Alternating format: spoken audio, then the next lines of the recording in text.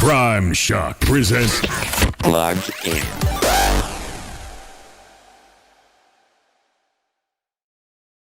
It is the time. Everybody dance now.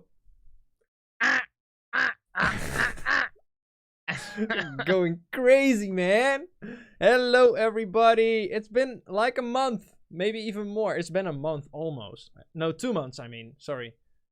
We kind of skipped because of the busy stuff we had going on. But we're back with another special. We did do a live stream, just not a plugged in live stream.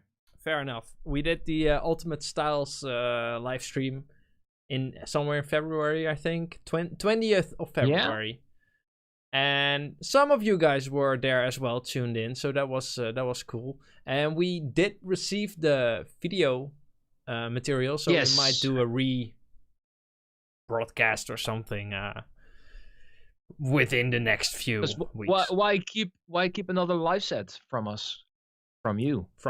Yeah. So you can probably expect that. And on top of that, this live stream next week, Everybody Dance Now is gonna be released, and there's gonna be a sick video clip with it as well. We're just kind of over the top excited about the fact that we actually get to release this track because, well, in July we started working on it. It has been a roller coaster. Yeah, kinda. When did we start working on it? Somewhere in July, right? Pretty sure. I think it was a live stream in July. July seems right. Yeah, and It'd be a bit later. The idea was, let's just do an edit, a funny edit. Yeah, it was just a challenge.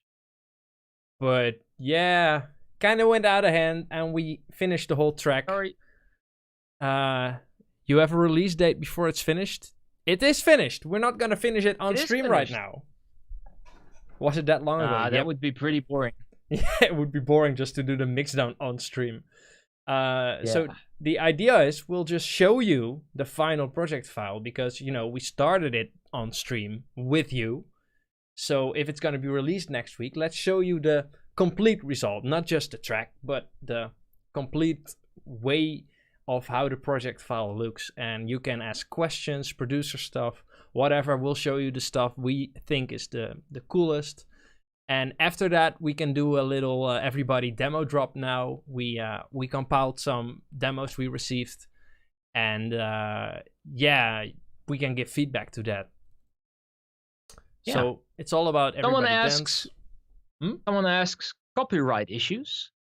Well, to clarify, you can't just make a remix and release it. In a proper way, you would get like clearance or an approval beforehand, and then you start a remix and then you can release it. But because it was a studio challenge, somebody challenged us to do a remix on stream. We just started the remix, and after it got finished, or at least after we got a first draft or something, we went to our publisher and asked them, like, can you try and clear it so we can release it officially? And that's what they did. Yep. And that's why it's getting released. Yeah. So copyright issues, well, not really. I mean, you just need to clear those the copyright on it. Yeah. Because you can't just release someone else's stuff, which you remixed. Yeah. If that makes sense. I guess CSS 172 got a good point. We kind of did it in reverse. Normally, you would say, hey, maybe we should make something out of this track, and then you try to clear it, and then okay. In this case, we just started doing it, made it, and we were lucky enough that our publisher, it took them quite a few months, to be honest, because the copyright was in different countries. That's how it always goes, right? Yeah. Well, I mean, I from what I can recall, I have never heard anyone say, yeah, it was cleared in a day. True. It always takes time. It takes a lot of time. Because there are so many people involved. Yep. And it takes effort, by the way, because there was some deal making involved as well. Like, okay, so is it a remix, or is it a remake, or is it a cover, or is it a what do they call it? Like another word for like a new version or edit. I don't really know what the word I was have no anymore. clue where you're heading, but Anyway, all those things need to be sorted out, and we did it with the publisher, and now it's gonna be released on Dirty Workz next week. Yeah. yes. We're excited. Let's just get into the project file, I think. Yeah. What I was going to suggest as well. Wow, we are so in sync, man. So much in sync. Hopefully Hopefully your computer is in sync as well. we're not opening any reverb plugins tonight. No, so don't ask us which reverb we use, because otherwise it will be a really short stream. Well, fun thing is, that legendary moment of crashing with reverb was on the stream in which we started working on this. So Yeah, so let's not do that. we're on thin Yes. ice. Okay, we are here. Did you use any other reverbs? No. I'm gonna let's just ignore this question. Let's ignore the question, but the answer is no. I'm not gonna show it. I think we have published like a screenshot of the settings on Instagram today. So if you want to see that, go for it. Let's see. What is the project like? So it's kind of sorted out, not really. We've got some exports of the virus. We did export the software synthesizers as well, because otherwise my computer would start to stutter.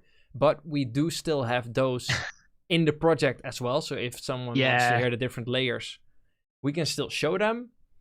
What else do we have? We have... It's just heavy on the... It is. It's just heavy. And then we have like 72 filled mixer tracks and a few sidechain reverb stuff. You can just see... You can just see where all the paint skills went into when making music. There's so much colors, right? It's kind of messy. With cheat codes, we had everything organized. It is kind of mess. Yeah, I remember. But still, though, usually you start with like sort of a color scheme for leads. It's red and etc. True.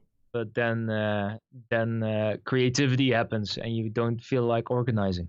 It doesn't really matter though. I pretty much know we always go for these kind of colors for leads, and we always call them top and followed by a number. So yeah, we kind of find our way around. And at least this project hasn't turned out to be that big, to be honest, because we finished another track last week. Every freaking mixer track is filled. We have no space left. I'm still wondering why FL still has it kept at such a low number. I have no idea. In all the years that I've used FL, it has been 100, and okay, now they increased it to 125, but still, I mean, why so? Yeah, I heard they have plans to increase it, but I'm not sure. It was something. But then again, I'm not sure if your computer would handle it. Well, sometimes I just need it. Some of the plugins we use really aren't that heavy, but it's just, you just want to address them individually. Exactly. Sometimes every little detail. I thought the track was called Everybody Dance Now, not Everybody Talk Now. So let's... We'll just discuss and not play anything tonight. Let's press play. Yep, we're just gonna play through the track and then we'll dive deeper into the realms of Everybody Dance Now. Enjoy. Everybody dance now! Come on, let's sweat, baby. Let the music take control. Let the rhythm move you. Sweat, sweat. Let the music take control. Let the rhythm move you.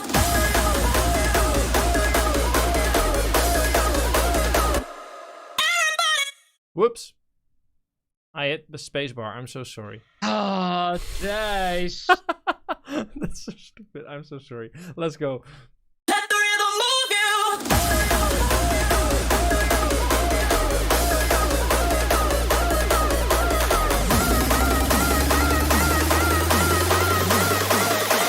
Everybody dance now.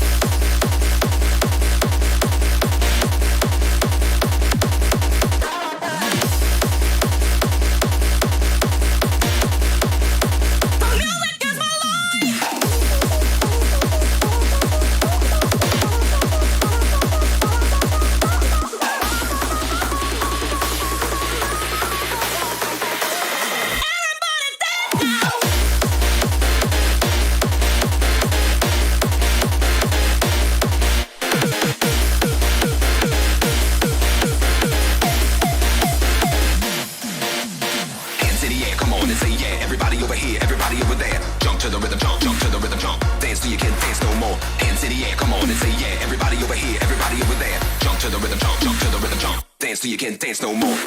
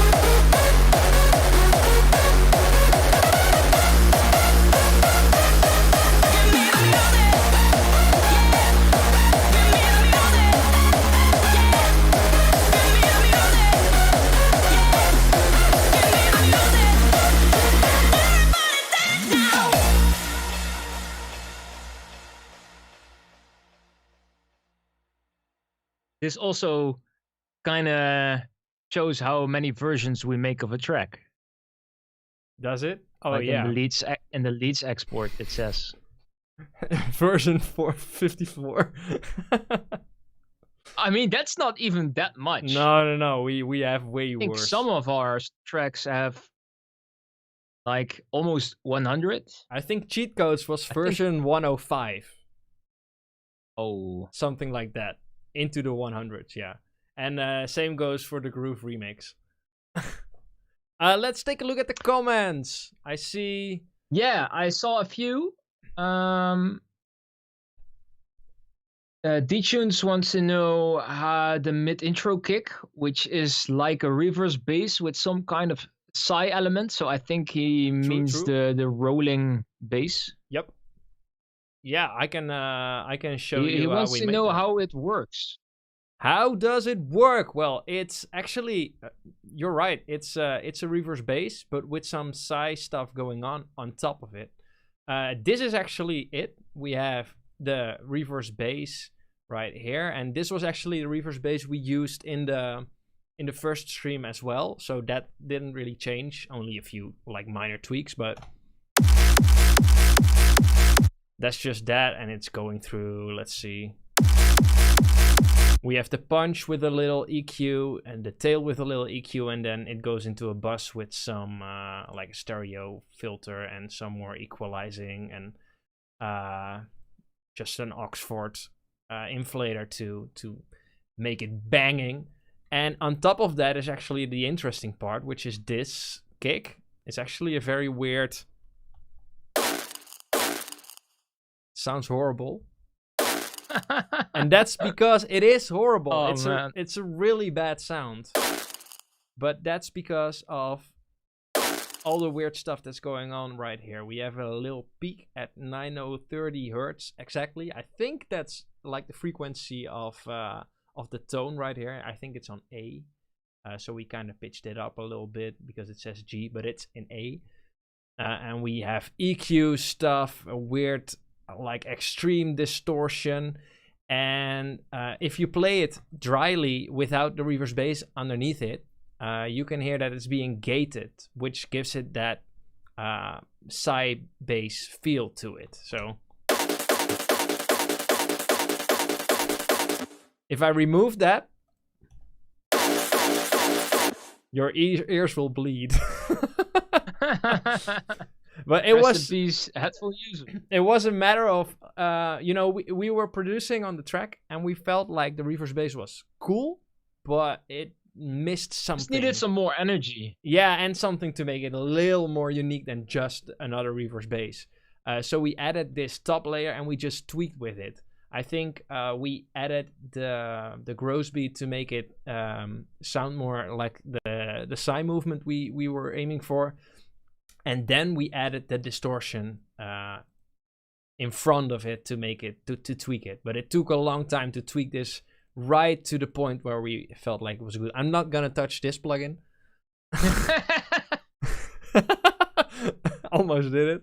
I was already wondering if you were going to open that one as well. Not going to do it. And he didn't fall for it. So together you get... And we send it through the same bus.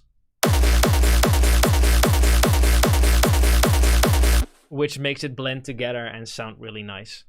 Let's glue it all. Let's glue it all together, yeah.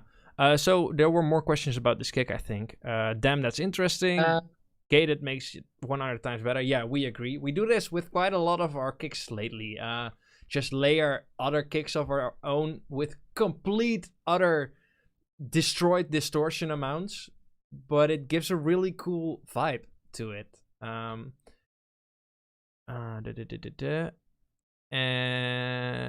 What did I saw something else? Can't find it. I didn't see any question about the kick, but I did see someone asking what was the pink automation in the second half of the mid intro. This one? Snare? Yeah. Pitch 2? I didn't find the question so clear because there are a lot of pink. Or maybe it's this one. Automation clips. I think they mean the bright pink one, which you just showed about the kick. So, which is just above the kick. Oh, this one maybe. Yeah, it kind of looks like an automation. So. Did you mean that one? I think they mean this one then. This is I don't think it's an automation. No, indeed, it's a ghost punch, and it triggers the reverb to sidechain and the delays and stuff. So the mid intro gets a little more pumpy. You know, there's some small sounds going on top because it's really energetic already with the kicks. But if I leave out the kick and then we drop it.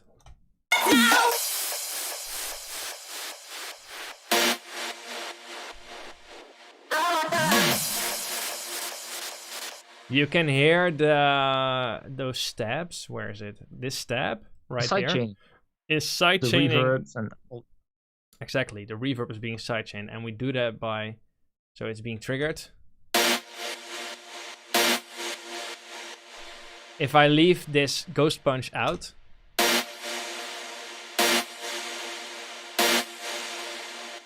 say goodbye to your energy. That little bit of extra pump just gives it the drive you really want, especially in mid intros, because you have so much space to do that kind of stuff with. And if you just leave it open as a reverb, it sounds spacious, but you lose the impact of the kicks afterwards. And how does that work? Well, we have this sounds like nothing. It's just like a minimal point we took of a kick, I think. It doesn't matter how it sounds as long as it's just the shortest click you can find, and then we put it on. It's just we can trigger. We can listen to it. It's that little click. It's just important to have the tiniest little speck, and then we don't send it to the master, but we send it to our sidechain delay, sidechain reverb, and main reverb, and we put limiters on the end of those chains, and those limiters get a sidechain from that reverb ghost punch, right? Oh, you can't see it, but there's a if I go to the limiter and I go to compressor, there's a sidechain tab right here, and if I click it, you won't be able to see it, but a list opens of every mixer track that is being routed towards the same mixer channel as this limiter is in. And then I pick Reverb Ghost Punch, which is this one. You can read it by the name, and it says it right here in the list. And what happens is this sidechain will be triggered as soon as a impact goes from the Reverb Ghost Punch mixer track. It's a little technical, but you can see if I have a little bit of reverb going on, so the limiter turns on. See, you can see how the limiter seems to duck right now. And now it's stopped because the reverb's gone, so I need to trigger something.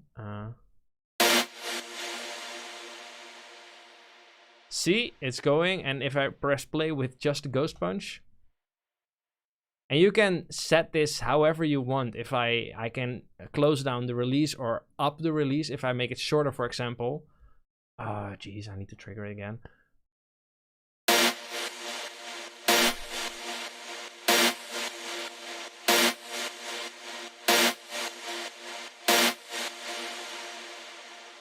And we set the release in such a way that it goes back to the normal volume level on like a fourth beat. On the offbeat. It's on the offbeat.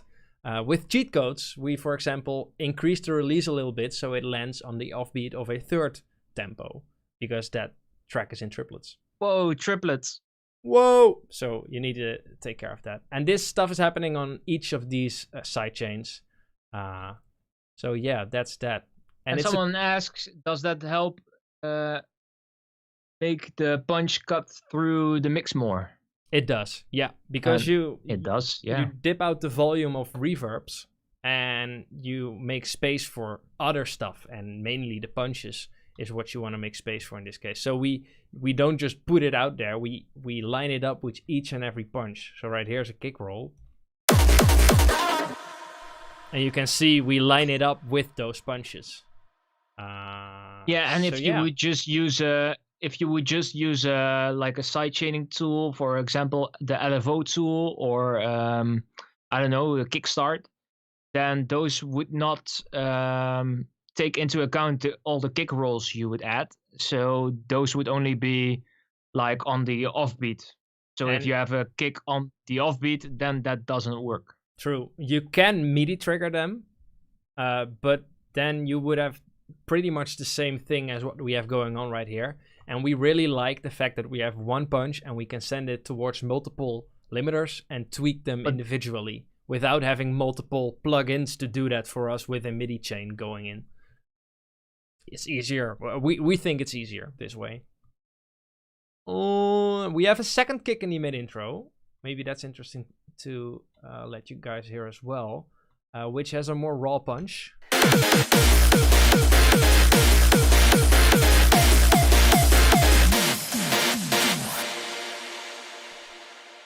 And because this I think that's it's pretty much a first for us to use such a punch. Yep. Right? Yep, it is. Because I'm trying to recall if we have ever done that before. And I think ever since we've been doing it in pretty much every track we've been making right now. We were always like, well, it's kind of raw, don't know about it. And then in this track, it just felt right.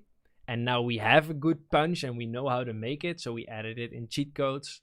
And it's going in a track that's going to be afterwards as well. It's pretty subtle. I mean, okay, it's maybe not...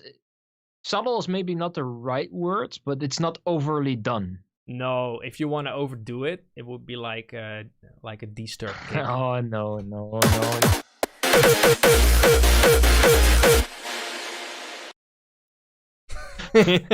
You know, the worst thing is it doesn't even sound that bad. No, it doesn't even sound that bad.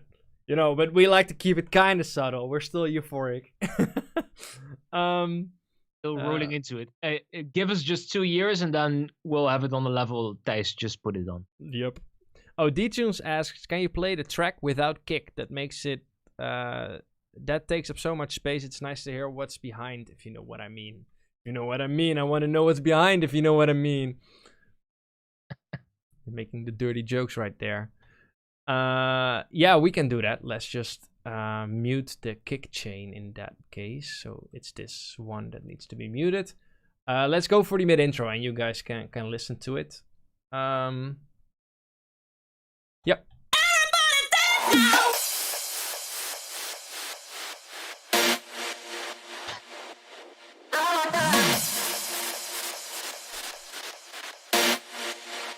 The music is my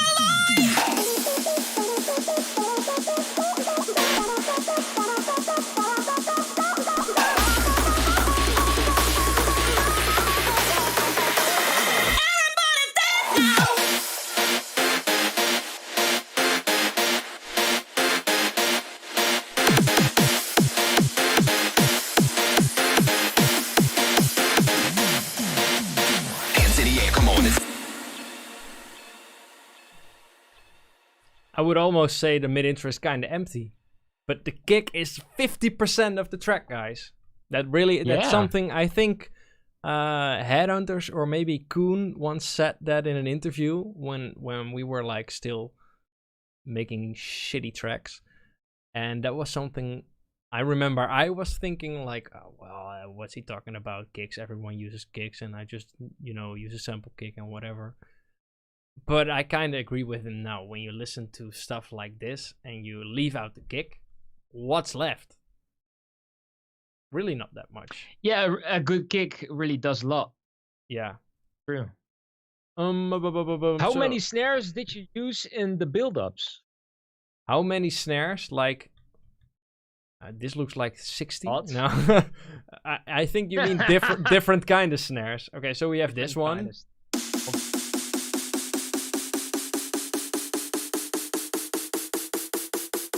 So that's just building up and pitching up. And do we have a different snare? We often use another snare. If you go down below, like a snare we use as a sort of a crash.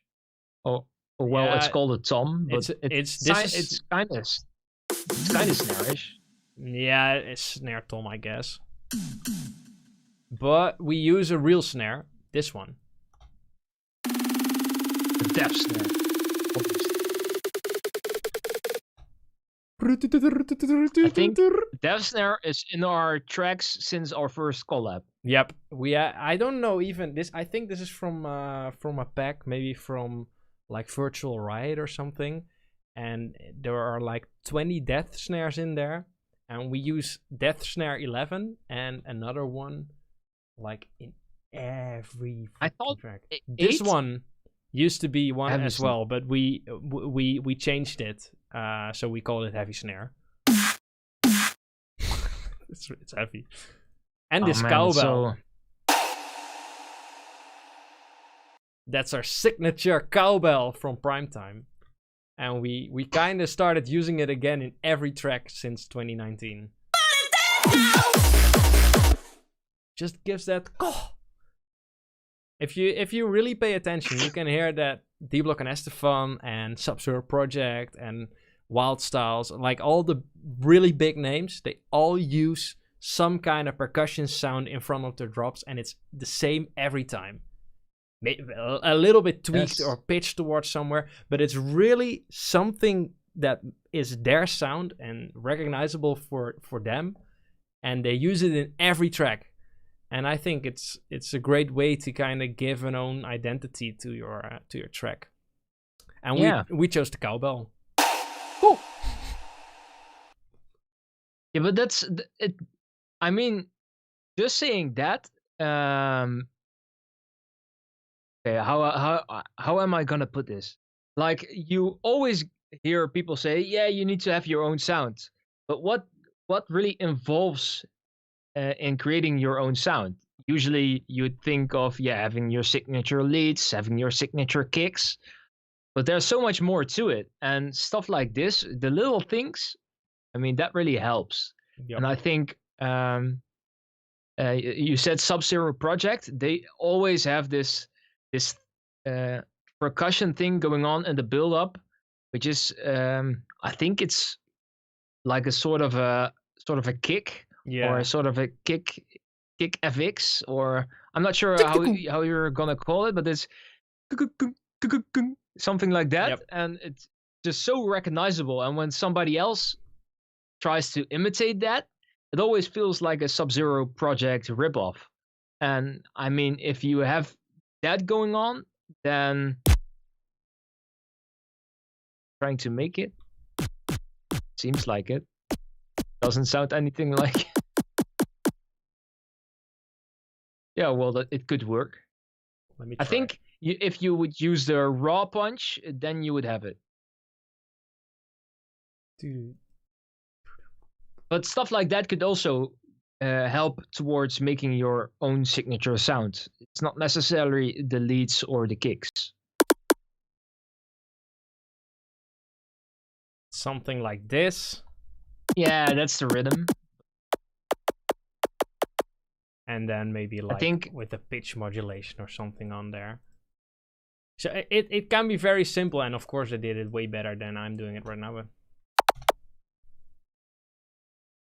not like you're making a signature sound in like 1 minute. It feels like you're showing off.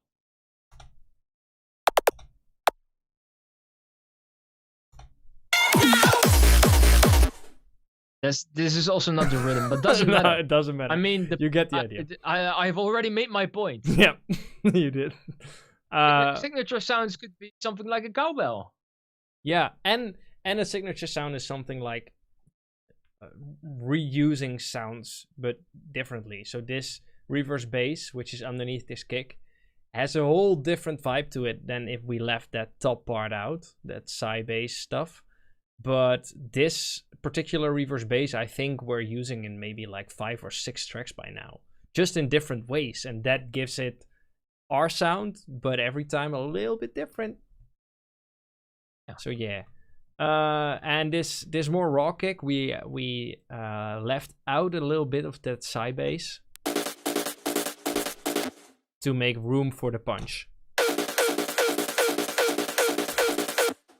And it's just the punch, and we put on some reverb, and we sidechain it. Oh no, we did sidechain it, and then we bounced it. So you have a little bit of reverb tail going back into the next one. And this one is just pitched up. And you can do some crazy stuff with it, but we try to keep it a little bit on the normal side. Our chords 3 synths span left, center, right. Not in our case. We do sometimes span our chords.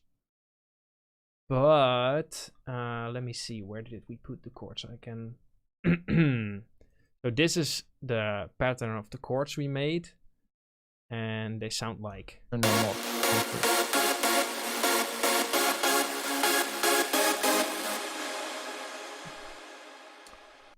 And these are the layers. They're all just silent 1, I think. Yep, and we stacked them up with a Virus C chords layer, because just using silent 1 is makes it kind of thin. So we needed the Virus C for the body, or a Virus TI for, doesn't really matter. This one is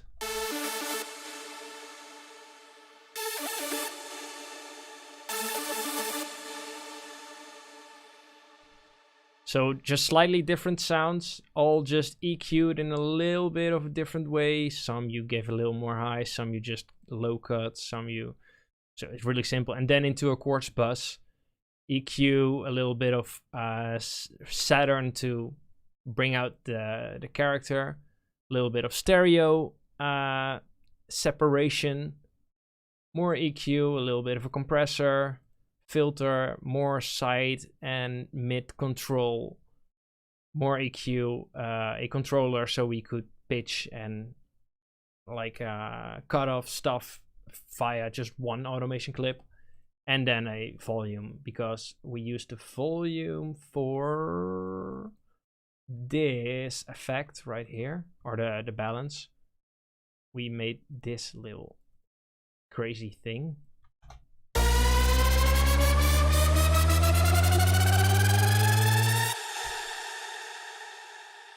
That's just a filter and volume and panning going on at the same time in the build-up.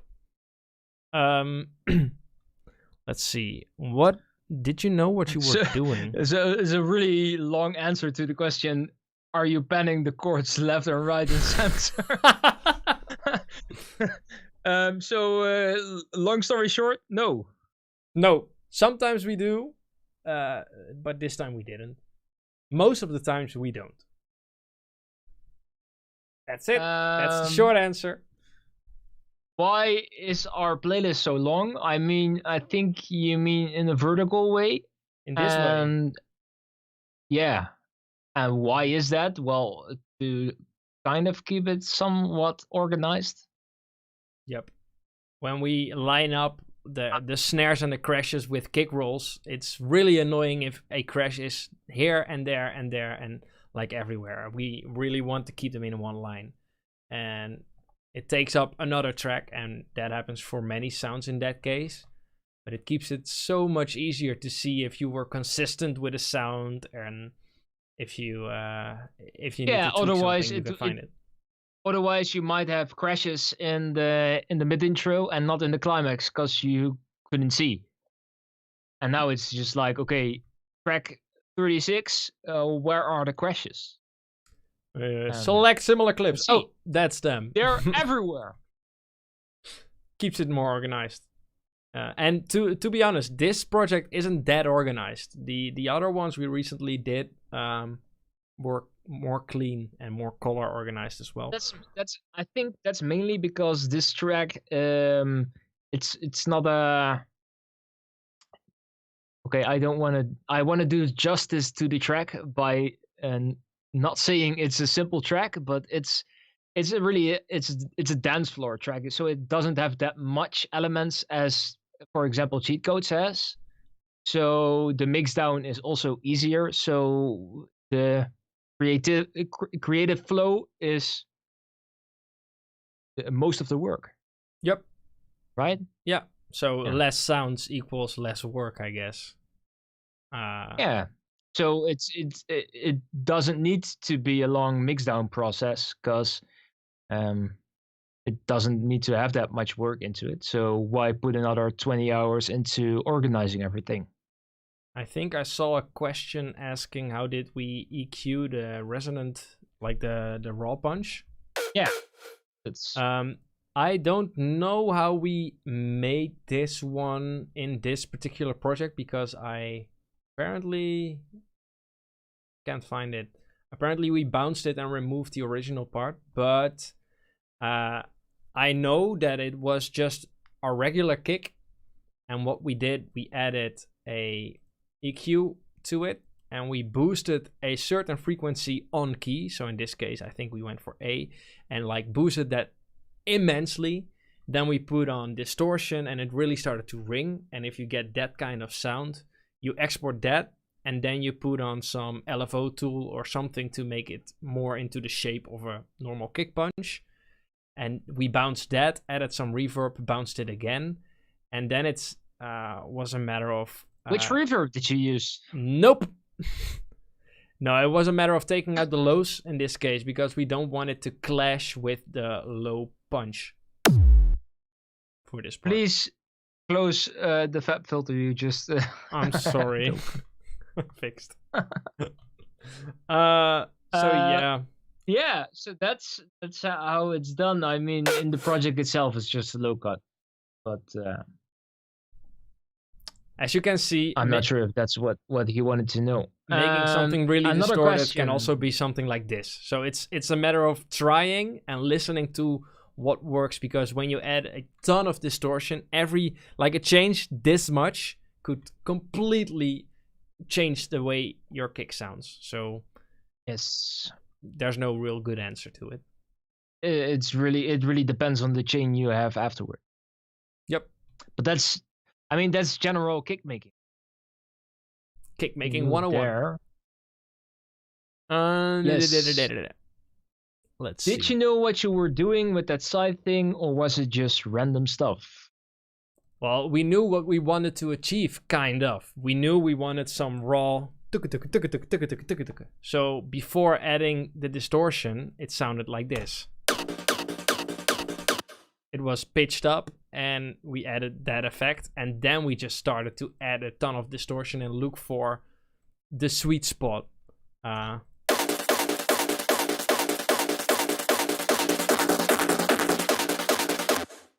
apparently we found it. So we knew what we were aiming for, but if you change out this kick sample sound itself again, you get a completely different result. And that's fun. I mean, did we find the sweet spot? You never really know. We just settled on this particular spot. Yep. And that makes it really uncertain, because sometimes people say, well, it's not really the best kick you've done. And you're like, well, is there a best kick? Like, what is the sweet spot? It involves taste, right? It does. Maybe we should move on. Another question. Which synths and distortions do you use for the bass layers of the reverse bass? Which synths? Oh, you mean the plugin, yeah? So, the reverse bass, this one, I think it was made with kick 2 to get the low end, and the rest was either serum or silent, because you can do some crazy stuff if you know what you're aiming for. I can like quickly do a little bit of showcase. Let me initialize just to show you what you can do in no time.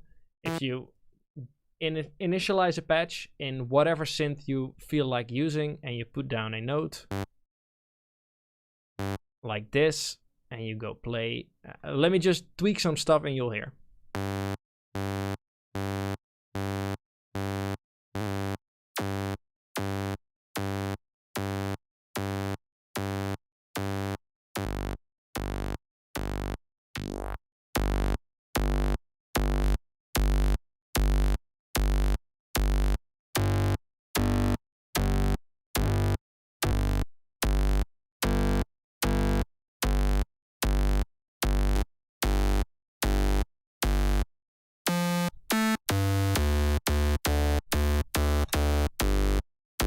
Okay, so now you have something of a clicky sound with a bass tail.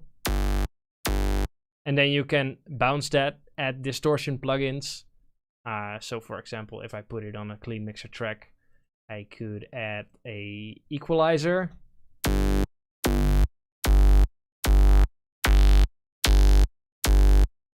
And then follow by a distortion. And I really like this. And he left the fat filter open again. I'm sorry.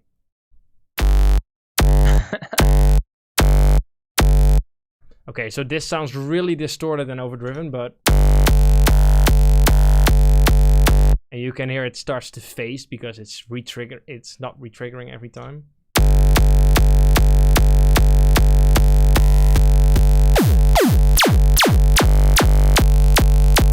If you get those kind of layers and you make like 10 of them and you start to stack them up and you process them differently and you add volume automation, you can create a reverse bass out of that. And then for a really stable low end, we use kick 2 because you can kind of draw in the way you want it to go. So yeah, that's a real quick kick technique we kind of use. Yeah, I hope that answers the question. Yeah, I mean, making a kick is always a long process, so it takes days. Yeah, don't underestimate it. It takes days, but and also it takes years of layering stuff you made in. It takes minutes to layer stuff you made in the past years. Yup. It just keeps on going. You never stop. Maybe we can take a look at the break. Maybe we should just shut off the vocals and listen to everything that's going on in the yeah, because it's a really vocal and kick driven track. So if I turn this off, this is the male a cappella. Hands to the air, come on and say yeah. Everybody over here, everybody over there. Jump to the rhythm, jump to. Didn't turn it off. That clarifies it, right? It's not a male on the break. Shut up.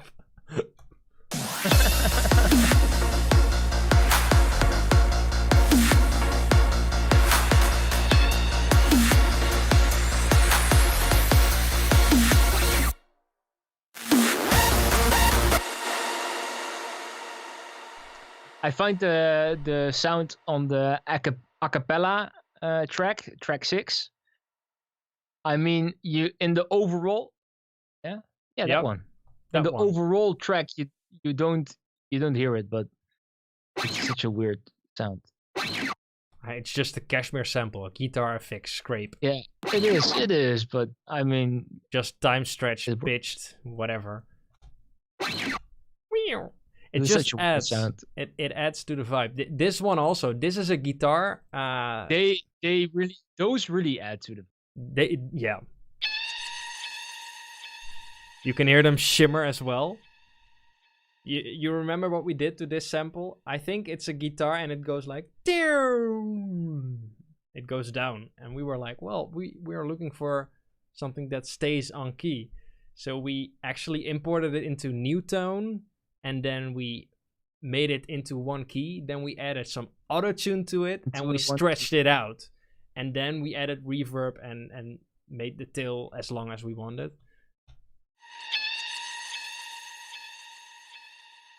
And it just works. Yeah. If you hear it solo, you really hear the bad stretching going on. Yeah, it's but really weird stretching. in the overall track, you don't hear it. It's just cool. And right here, there's a lot of clap and snare, reverb stuff effects going on. Yeah. So how many snares do we use? Well,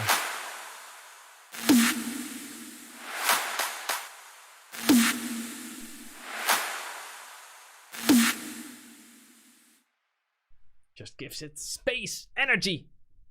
how do you find samples to fill up your break? Do you just search through every pack? Pretty much.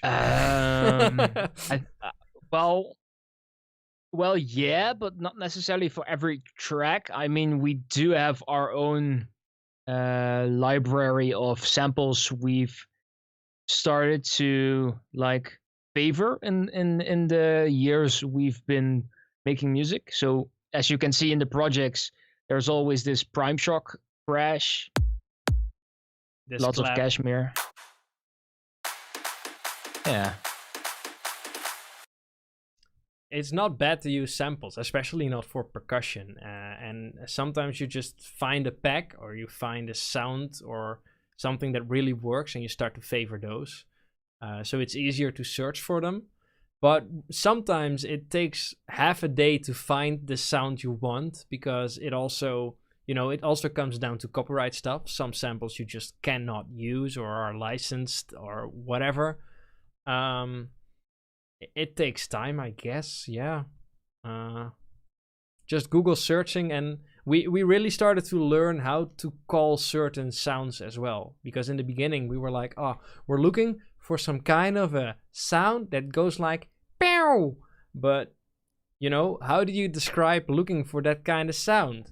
And now we know, oh, we're looking for a like rave stab or something. And then you come across these kind of weird fucking plugins.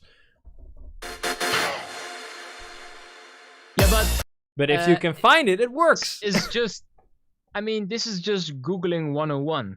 Yep. If you want to find what you're looking for on Google, using the right keywords to search really does help a lot. And there are also a lots of programs for organizing your samples. So instead of using the Windows Explorer to search for your samples, you can also use programs which categorize your samples, for example. Yep. I think Splice also has a way of... we don't use Splice right now, but they also have a great way of sorting out samples. And, Google is your friend in this case. Even though it kind of sucks. Sometimes we really get stuck on finding a certain sound we just want. And that's why we sometimes just reuse samples, just in a different pitch or different time stretch, to not Easier. Yeah, just to ease it out for ourselves to not look for the same kind of sample which may not even exist. Or you need to start playing trumpet also yourself. What you could also do is like really take one day and just take that day for searching samples, and then if you're like, for example, you're always having troubles with finding a suitable crash, just take a few hours to really find some good crashes and really gather a few samples, so the next time you're in need of a crash, you can just go to a folder you created on that particular time, and then you have like 5 perfect crashes. Yep, ready to go. That's a lifesaver. If you're in a creative flow and you need to search for a certain sound, you just need to have it there. Yes. So I guess, I mean, I think I've heard the tip, like take a day for sound designing and just only make sounds on a day, and then afterwards when you're creating a track you can use those sounds. I think the same thing goes for using samples. Yep, it goes. Bart with glasses? Bart with glasses? Well, I've had glasses for longer. 15 years? I think 15 years, but usually I have my contact lenses in, but I got new glasses and they are easier on the eyes when sitting behind the computer.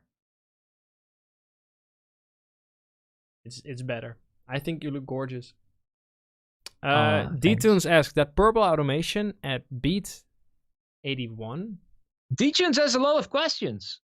He's trying to learn from the masters, man. From the masters, The then he's on the wrong masters. stream. Oh shit! I think the tweakers are streaming as well with Randy. Go to them in that case. Those are professional DJs from what I've heard. Yep, but we are professional producers. The purple automation on beat 81, is that 2 automations in one? I'm at beat 81, or do you mean track 81? Beat 81 or track 81? Track 81 is clean. And also, I think beat. Also purple and pink. I mean, all our automation clips are like 90% of the time purple or pink. Kind of true.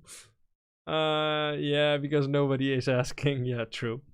If you have any questions, fair guys, enough. just shout. We are happy to answer them. Yes. I don't really see anything that's 2 automations in one Layers. or behind each other. Or do you mean... If 2 automation clips are stacked, I'm gonna like give you correcting Track 8, he has it. Track 8. Corrigerende tik. Oh, there. Oh, so you mean this but one. that's where when you have the panning going on as well, right? I'm gonna blow your mind, my man. When are this you is guys something- a guest at Tweaka TV? We have been in May. July? May. May? Was it May? I think it was in May. It was Damn. no, it was in June. It was the day or 2 days before Death yeah. One at Home. No, it was the Thursday before. Thursday, Right? Thursday. Thursday. Yeah. So it was in It was June, the Thursday before DEFCON. end of June. They still have plenty of people to go to get to them too. But if they want to, we can go by again. It was fun. Yeah, we really want to. But, I mean, it was really fun. So D-Tunes wants to know about this. He says, is that 2 in 1? My man, yeah, what you can do with automation. that's the only exception which is allowed to stack. Yep. This automation is in fact one automation, but it's set to LFO mode. If you turn that off, it's just an automation. But if you make an automation and you turn it into LFO, it creates this extra line inside, and you can control the speed of it, and you can control the tension and the amount. And what happens is, like, if you create, I'm just gonna make one from scratch because I'm not really sure how the lines are from the get-go. But if I have a fruity balance, and I add a pen, and I say create automation clip of the panning. Okay, so here's a panning, and normally it would be up is left, down is right, as you the other way around. Down is left, up is frick. Okay, put it here. Hopefully you can still see it. So right is up, left is down. But if I go to the settings of the automation and I turn it on to LFO, it turns into this monstrosity. So what we often do is, okay, speed, we just reset, or we set to 0.8, you can see right here. We turn that to 4 because it means it's like on beat. The tension we put to around 23, you get a sinus, and amount all the way up. And then you have a little point right here, which you can drag, but when you leave it here and you put it towards like 50%, and you say, okay, let's build it up and then go down again, you can see that this has an effect on the amount of the panning that's going on. So, sorry. So you see that? You see that? So you have one automation, but it goes left, right, left, right, left, right. And what you can do on top of that, for example, is say, okay, now let's automate the speed of this automation. So you can go up, and then this happens. And this stuff is amazing for build-ups. So what we did right here is we have the vocal, and it's saying, give me the music, yeah. But it's being manipulated. Is that really the vocal heavily on the mixer track? I think it is. Yeah, it should be.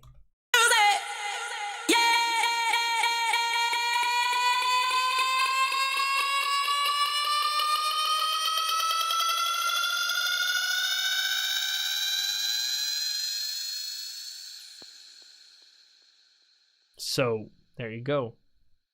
That's what you can do with that kind of stuff. And the panning effect that you heard that was going quicker was because of this automation. It just starts to rise and then goes down. How did it go? Quicker. Yeah, I mean, why didn't we just use that in the track? More vocals by me. You use two automations. What for kind that. of chords or sounds do you use in happy euphoric tracks? Well, would you consider this a happy euphoric track? Yeah. Is it? Yeah. Is it? Do you get sad of this melody? I don't. Is it a euphoric? I get happy. Track? It is. Well, there's your answer. Well, I think major key. I mean, we've already shown the chords, so let's show the top lead then. Yeah, these are the chords, and to be fair, we are not really that good in music theory, so I can't say which chords these are. But if I'm not mistaken, these are major chords, and sometimes there's a minor chord in between, which happens often. But I think as soon as you start on a major or minor chord and switch it up to the other one, as long as there's major chords in there, you can create happy melodies. So that's kind of a lesson learned there. That's kind of what I think. Yeah, obviously that's what he meant, but I was only thinking of the specific sounds. Oh, but, what kind of leads? Obviously, what you do with those sounds also makes it happy or sad or euphoric or. We can show you the top lead. This is all the top leads, and of course, this is the top lead. Just play the melody with solo, the leads solo. Nice, good one.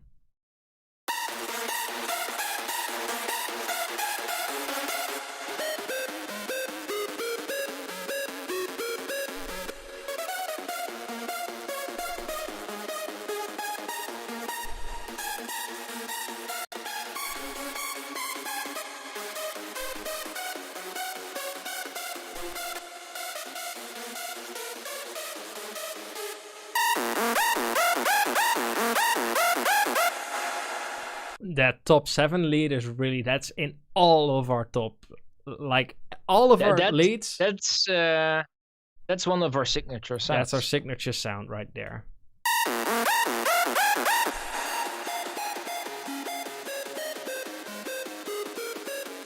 And all together they sound like.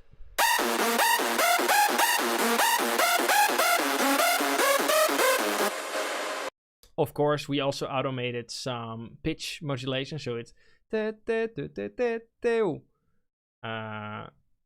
right here also a little bit. That's very minimal in this melody because it's really staccato, I think. But that also gives it a little more life.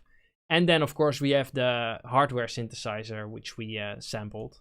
I was just gonna ask you. We have these layers.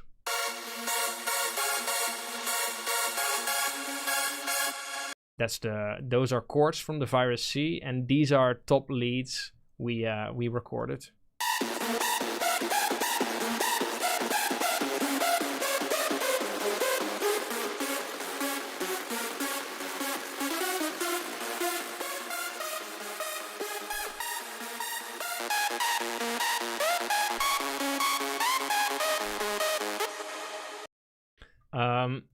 When making a really good hardstyle lead, which is, in my opinion, right now something we struggle more with than with kicks, to be honest.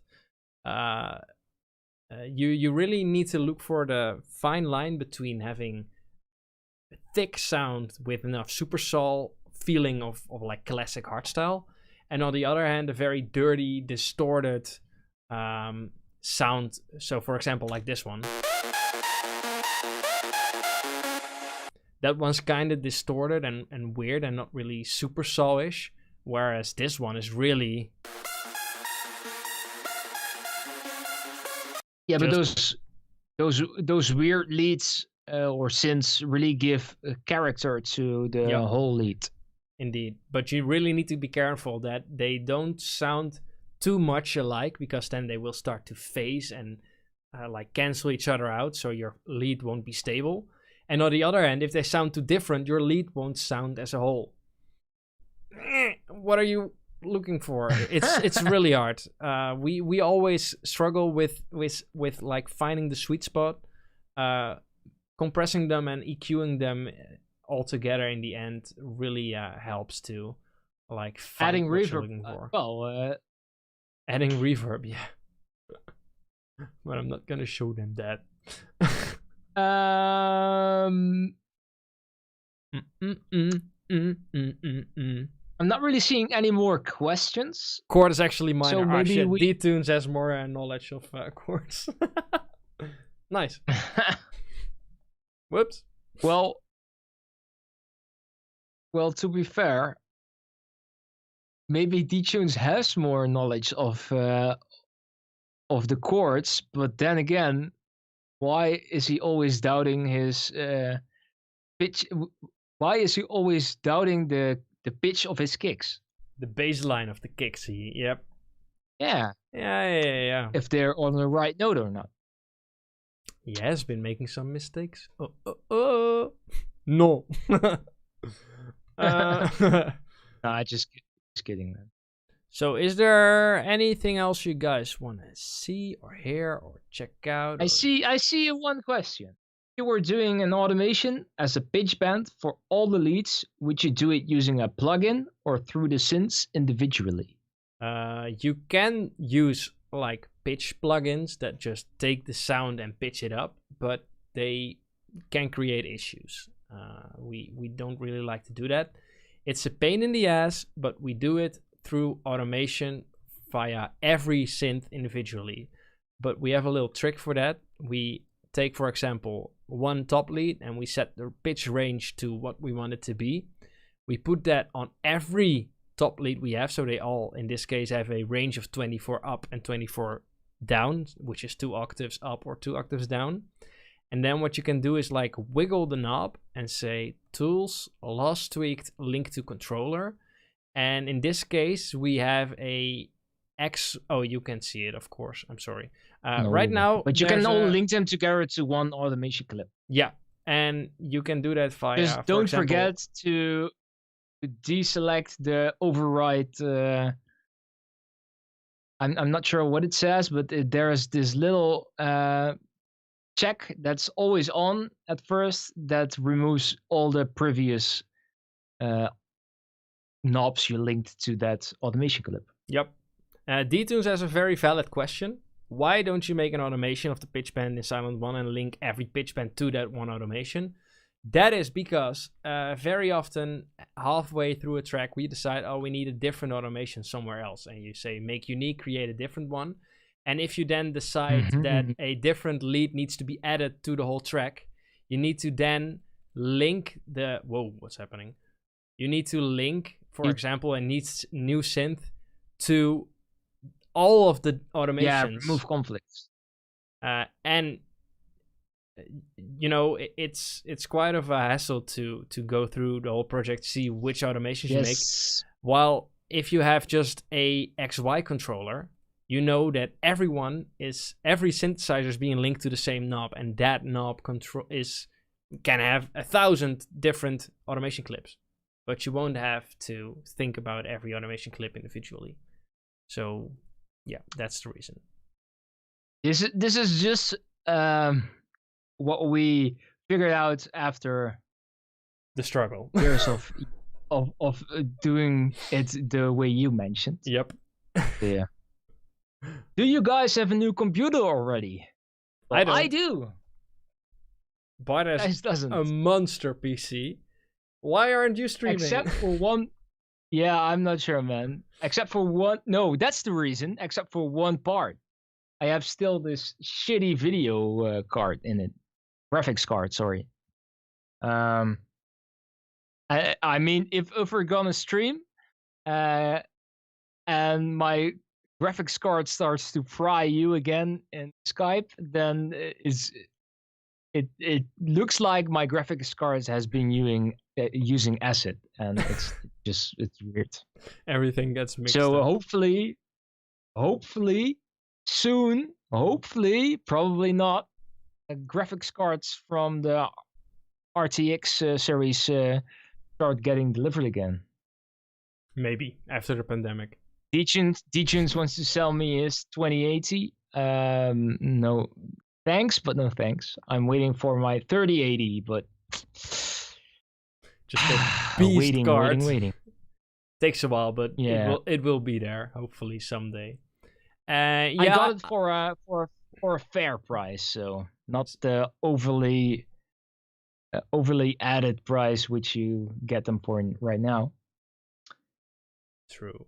I have a 3090. Well, overkill much. Jeez. But you already have it, or does it still need to be delivered? Yes, I have it. Cheat code vocals sound like Maroon 5. Ooh, I get what you mean. It kind of has that like character to the vocal. We really like the sound of the vocalist for cheat codes. We've been looking towards working with his voice for quite a long time. So when we got the chance with cheat codes, we were like, yes, let's do it, because his voice is amazing. I'm trying to make some extended mixes of songs for myself. What's the best way to capture the kick in the song to have the same kick in the mix intro? It's difficult. How do you mean that? So I think, for example, the Headhunters remix for what's it called again? Amsterdam? Yeah. So that one doesn't have a mix intro, and I think he means that he wants to make mix intros for those kind of stuff himself. How do you do that? What we often do is just look for a certain kick, take that, and then like snip it out of it. Yep. And add a short automation clip so the volume fades out immediately, so you don't have any tone. And just build that You could do up. that, but then again, who actually hears the mix intro? Good point. So yeah, I mean, it doesn't have to sound perfect unless you make it very very loud in volume, so it's really noticeable. And if you mix it really noticeable as well, people will hear it. But if it's just for you, for mixing the tracks together, you could just have it on half of the volume when mixing, and then at the end just add it fully to your mix, if that makes sense. Yeah. Sefa does not publish extended mixes. He doesn't. He's not the only one. I didn't know. Future Noise doesn't either. No, there are a lot of people who do that, and it's a shame. But I kind of get it. We get it, but we But hate I kind it. of get it as well. As a DJ, I don't like it because I hear a great music. I want to play that great music. But as a producer, I get it. I mean, it keeps your tracks more exclusive, so people will visit your set for those tracks. Yeah. But then again, you miss a lot of support from other DJs. That, and it just, you know... And you can't really visit them at the moment, so... Yeah. I think it's kind of a weird thing to do. Of course, you can create some kind of exclusivity, but you can also like decide to just not share the track, and after release, everyone can play it because it's released. That's what a release is. And saying, well, yeah, it's the same thing every time again with Hardstyle. It's always the same length of a mix intro, and it's easy to mix. Yeah, well. Just do it. Right now you can't even mix. It's just stop and play. So, I'm angry. Angry! Someone says, Future Noise actually plays with radio edits. According to a comment, he plays in hard tracks. I read that too.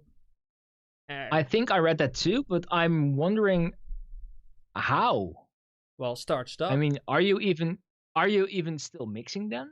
No, I think it's just a matter of finish one song and then you add a bunch of reverb or delay and then you hit play on the next one.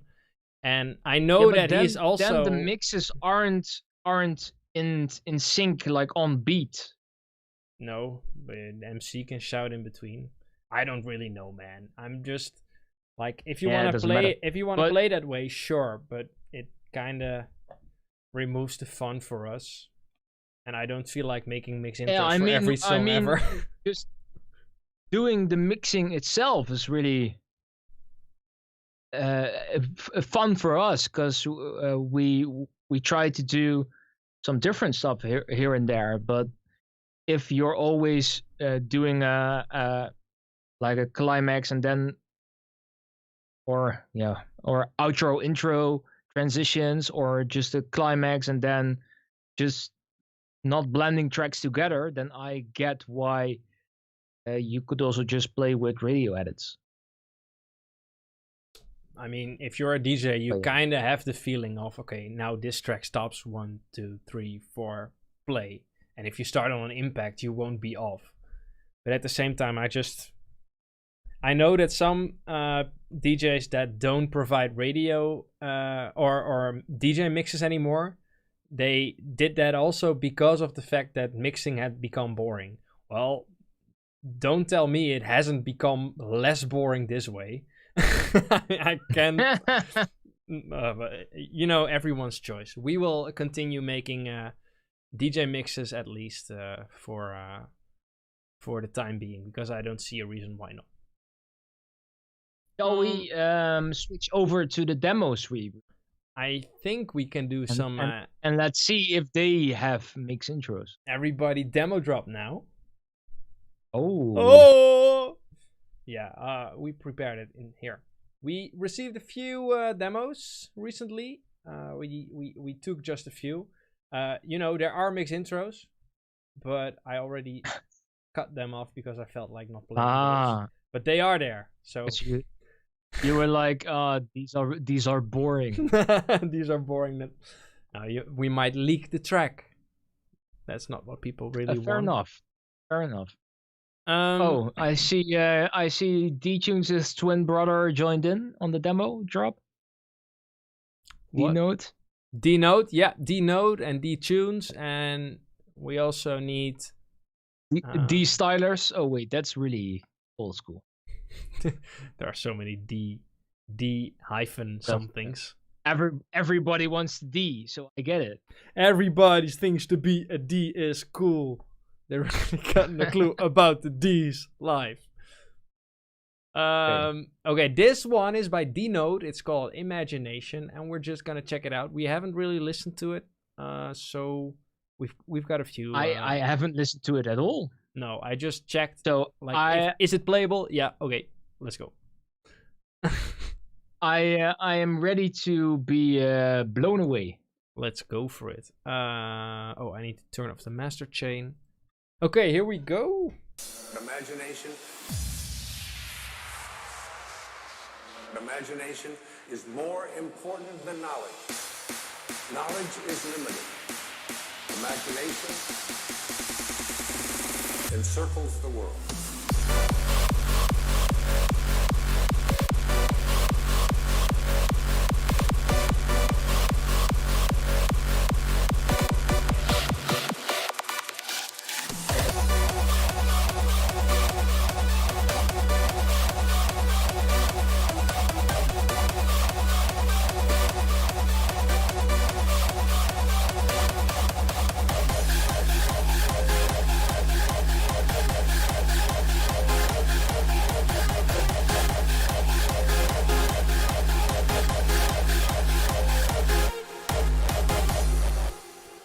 Imagination is more important than knowledge.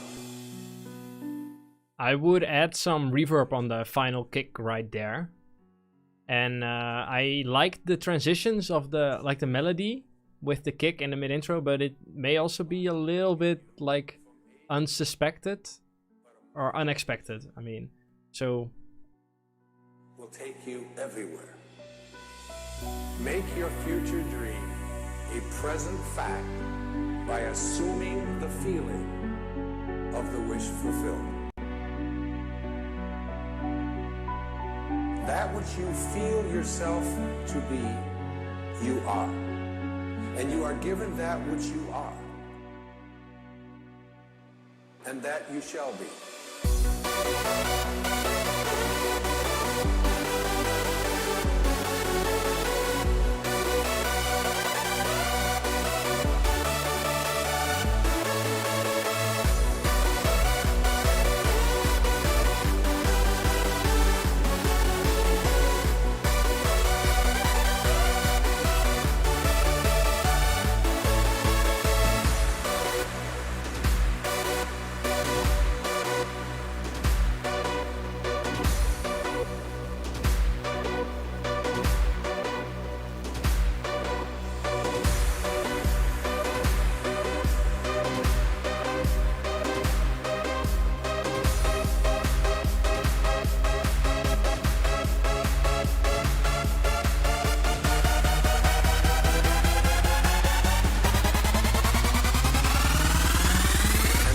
Shall be.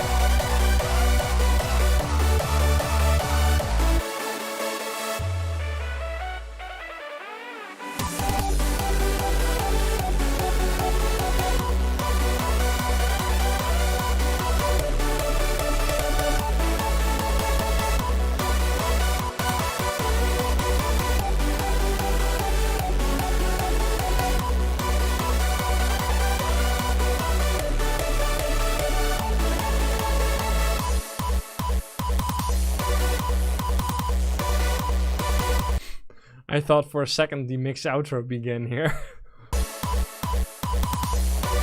But it continued into the outro. Okay, Well, cool. It surely has some potential. I think overall the melody is the best thing I heard in this track. I mean, I found that the one being the most interesting. Yep. Obviously, the mixdown needs a lot of work still, but I mean, that can be learned. The ideas are already there. I think the build up, especially after the melody got introduced towards the climax, is just way too long in my opinion. Was Um, like 3/4 of a I mean, minute. it could work, but as of right now, it's just too empty. It's too repetitive.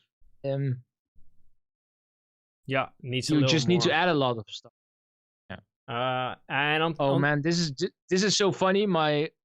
Like I said like 2 minutes ago. Okay, a bit longer ago. My graphic card sometimes fries your screen, and right now it's frying. It sure as hell is frying a lot. so you're seeing. It's always so funny. I mean, wait. I'll just show you. I can show you. Yeah, show me. Just make a picture with my phone. And then Okay, and then my computer starts trolling me, and everything is back to normal. what the fuck? Okay. Okay, my feedback on this track. I like the climax drop right here with the kick rolls, but it felt like it was more of a second climax because of the kick rolls. You kind of expect it to drop right there, especially after such a long build up, but it didn't, and then the kick rolls came in. But that's something I would do in a second climax if you already know what's coming. So it's kind of that extra twist. And right now it was a twist upon something we don't know yet, which is kind of too much, in my opinion. It's an introduction on top of an introduction. It's just too much. Exactly. I was also wondering about the mid intro. It kind of felt something was not right on key or something. I'm not sure, but it kind of felt weird. Some synths don't really seem to be on key or just slightly off. Like not detuned, Yeah, or a but kick. I denoted. wasn't really. Maybe that's his signature sound. That's it. Yeah, just try to work on some of the details and make it more logical and work on the sound design. But overall, I like the melody, especially the beginning. So there's potential. Keep it up. I'm seeing the next demo, and I'm thinking, okay, you know could what be this is interesting. gonna be. Oh wait, I need to do it like this. Should I say it? Is it gonna be spooky? Should I? Yeah, I'm not sure if you're in sync right now with me, like usually. Just say it. Okay. We have been, like 2 years ago, I think, we have been working on a remix of that one ourselves. Yep. But we never really Finish got it. to it. I'm not sure why. I think the BPM was really tricky. Yeah. And obviously copyright and stuff, and I wanted to think- work on stuff that wasn't a remix. Exactly. And we also like came with the idea every time like a week before Halloween, which was way too late to start on it. Which was also really so great for timing. to be So fair, I'm though, really curious what Unknown has done to Andrew this track. Gold, Spooky Scary Skeletons, Unknown Hardstyle remix. We'll see.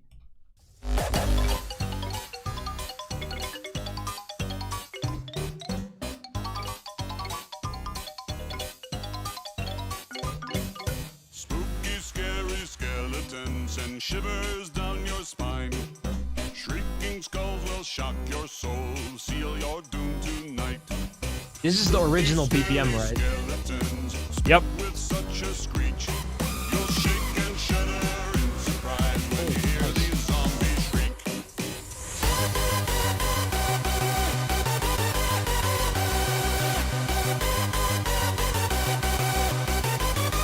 This is Hardstyle?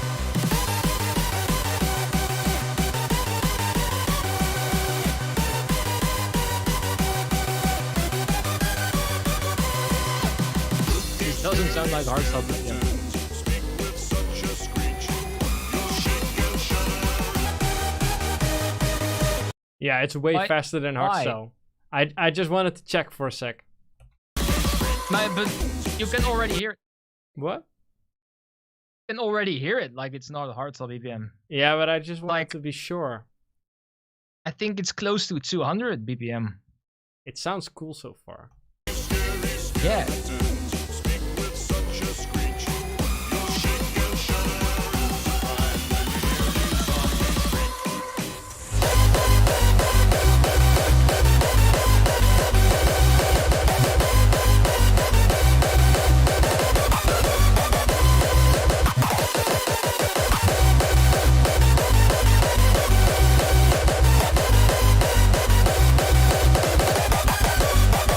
It's supernatural or shy, what's all the fuss?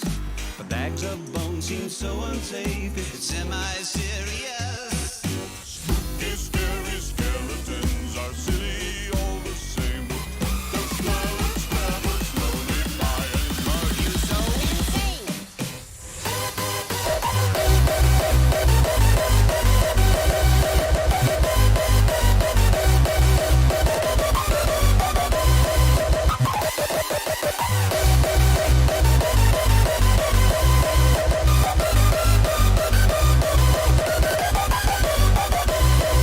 Sticks and stones will break your bones, they sell. It's fun. It sure is fun. I but wouldn't this is call exactly it a hardstyle remix. No, this is exactly the problem we were having when trying to remix it. The BPM is so tricky, Yep. especially if you want to combine the vocal with the hardstyle or hardcore or Frenchcore part or whatever this is. It works really well though. But it's really fun. I like It's really fun, yeah. I like the melody. I like But the it- kicks. Overall, I- mixdown what- could use a little more Yeah, work. but the thing is, he like has the vocal on half of the BPM, which makes the kicks as if they were constantly on the offbeat as well, because he duplicates the BPM for the I'd say it's Frenchcore for the Frenchcore part, and that just I mean it's really fun, but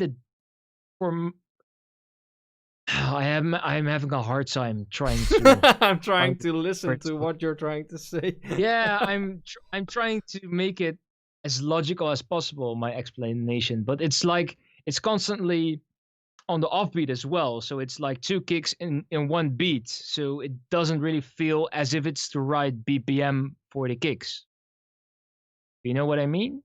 Kind Like of. I think the kicks are on like, let's say 190, because Yeah. they're somewhere around that BPM, Hmm. but the actual BPM of the track is half of that. Yep.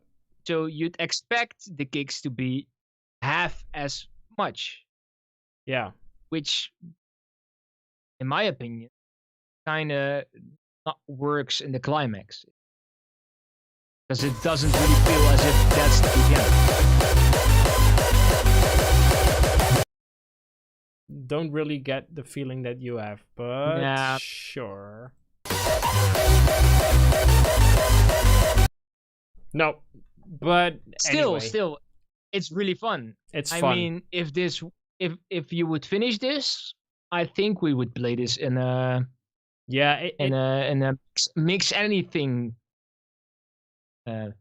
live stream. yeah, it just needs a little more like mix down overall or master. It's not mastered by the looks of it, and I think that could really help because it's not really bringing out the details right now. Could use a little more wetness with reverb as well, but overall, yeah, cool stuff. I like it. Good job, Mr. Unknown or Mrs. Yeah, but do we know who Unknown is? Yeah, if we go through our mail, we can find out, but I'm not Okay. gonna do that right now. No. It's obviously named as Unknown, so people would start to wonder. Yep. Let's see in the comments, by the way. I see Cooksaw saying, I always have songs halfway done when Primeshock has these streams, and it sucks because I really like to hop on one of these demo sessions. If you really want to... You could also send in a track which is finished. Yeah, just send in a track which is finished, because some of these were, I think, sent to us in January or something. So It doesn't really matter as long as we think we can give some feedback to it. But also, if you send in a track that's not finished, you will probably get feedback which you already know. Like if it's not mastered yet, we will probably say master it. Oh, and could use some mastering. We're like, yeah, but obviously, but if you send in a track that's completely to your liking, like you finished it, then you will get feedback, which will maybe you to the next level. Eki says, Sender Sefa Vlaarkamp. About the spooky track. That would have been nice, but I don't think he would have been under the name Unknown in that case.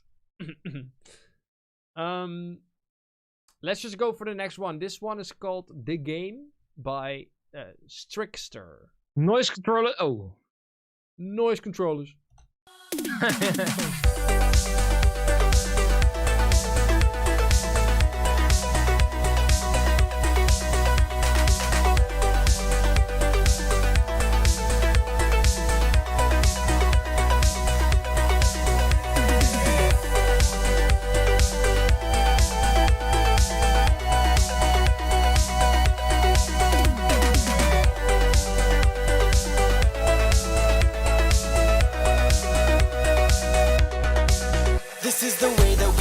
We chase it until it blows, composed to see where it goes. Our dedication's exposed. This is the path that we chose. Possibilities shown. Everything is on flame, and still we enter the game.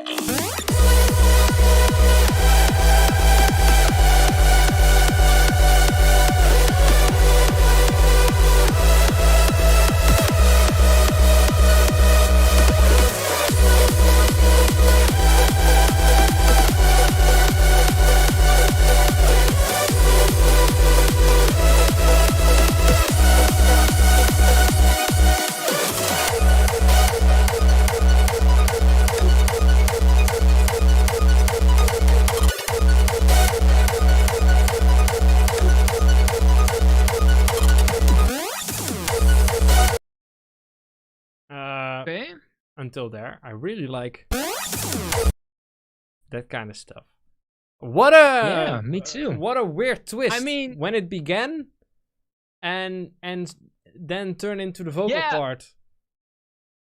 That transition was way too abruptly. Yeah, it needs more introduction, I think. But also, it just doesn't fit the rest of the track. No, that's true, but that could be fixed. I mean, you could just take parts of that break and use them in the main break, for example. Could blend it more, or use the vocal in that break. I mean, it's fixable. Sure. But the transition is just way too harsh. I think if you're trying to do something like this, it just needs some introduction to the BPM change.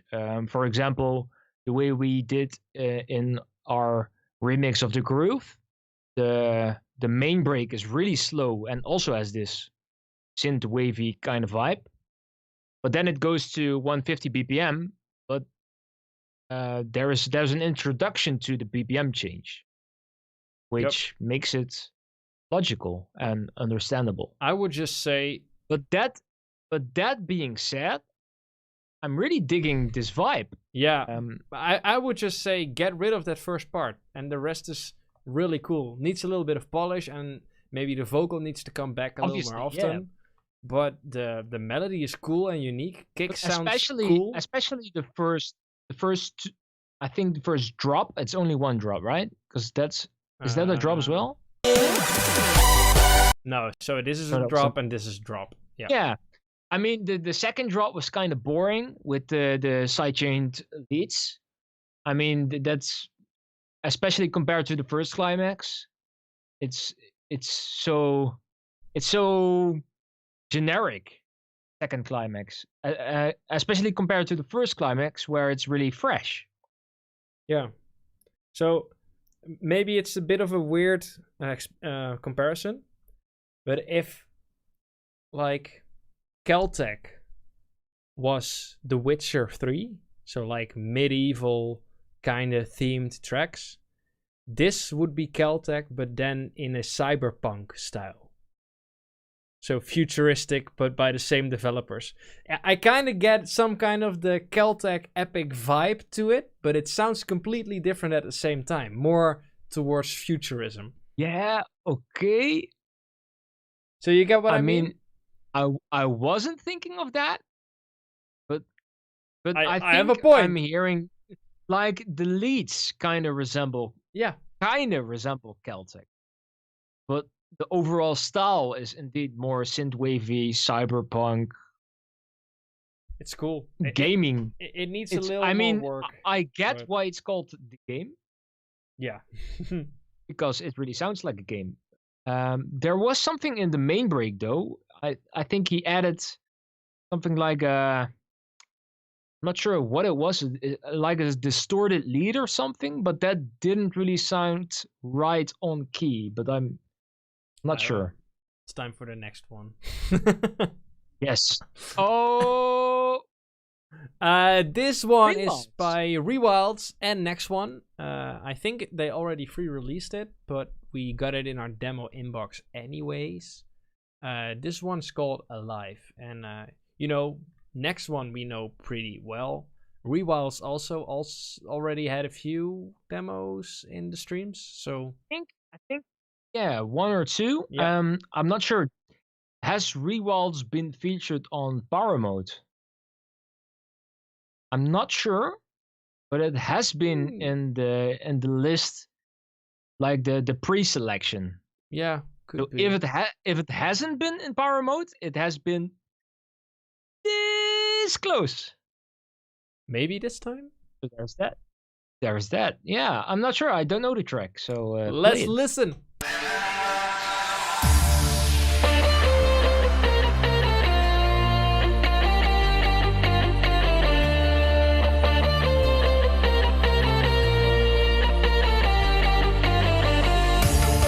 Are we wasting all our younger years, living up to the rules? Lately I've been thinking different, dear. Then you say, what's the use? Whoa, what should we do with this hopeless world? And I know we'll never fix it with empty words.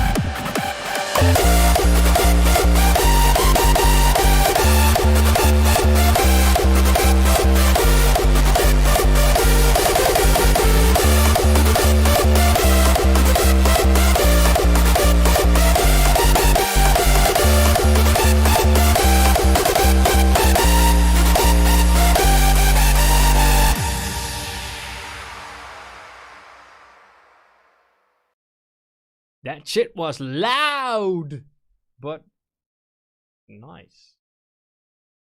It's mastered. This one doesn't need any more mastering. I'm wondering why it's pre-released. I can see next one also Is it joined because the of- chat. So maybe you can tell us. Oh. Sounds. Is it because of the vocal? Because the vocal sounds really professional.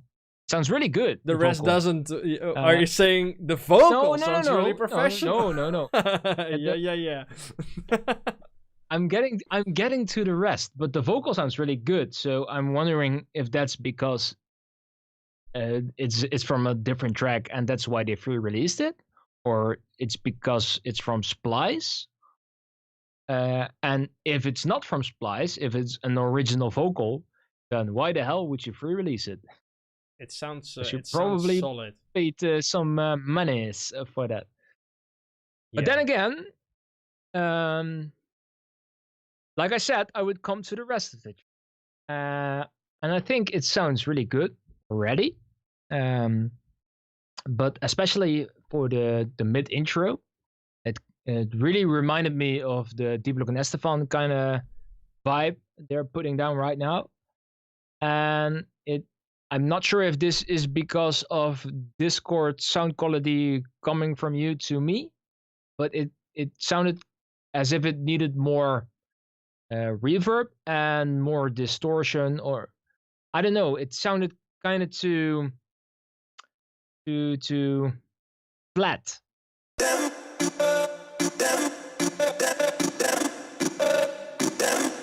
Yeah, it's really.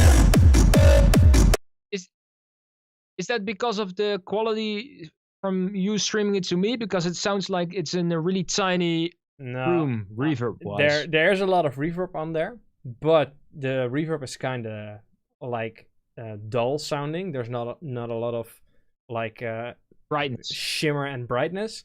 At the same time, I don't think the reverb is sidechained as hard on the kick right here as we did in the project, as we showed earlier. And the vocal could maybe use a little more distortion on this drop to give it more energy, because in this build up it starts to get this like rattle effect on top of it. I think it's a ring modulation or something. That sounds actually really good and doesn't sound wrong in my ears.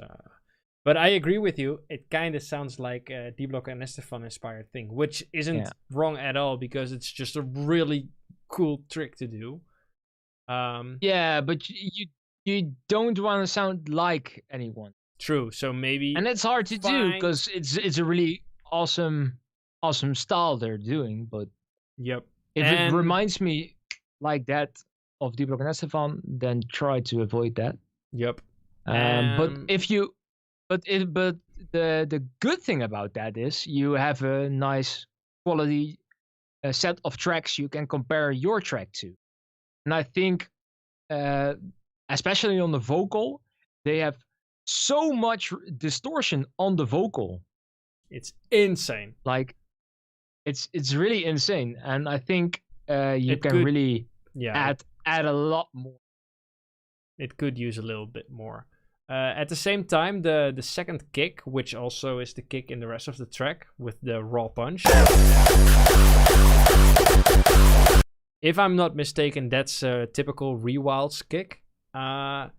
It in the mid intro, I think it fits really well. In the climaxes, it might be a little too heavy for my taste. Not because it's very resonant or something. It's not a peep kick. But it's kind of cutting too much through the mix, maybe. As this but again, it's taste, and this is mixed really well compared, especially to the previous demos, and it's just a little taste thing, and maybe something you can work on in the next ones.